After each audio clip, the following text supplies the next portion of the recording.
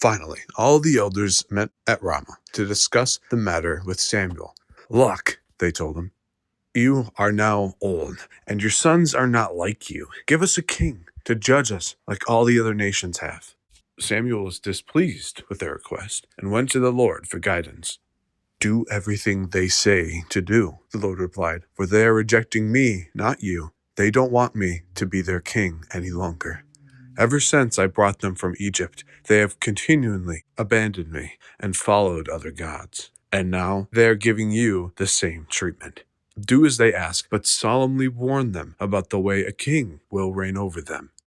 So Samuel passed the Lord's warning to the people who were asking him for a king. "This is how a king will reign over you," Samuel said. "The king will draft your sons and assign them to his chariots and his charioteers, making them run before his chariots. Some will be generals and captains in his army. Some will be forced to plow his fields and harvest his crops. Some will make his weapons and chariot equipment. The king will take your daughters from you and force them to cook and bake and make perfumes for him. He will take 1/10 of your grain and your grape harvest and distribute it among his officers and attendants.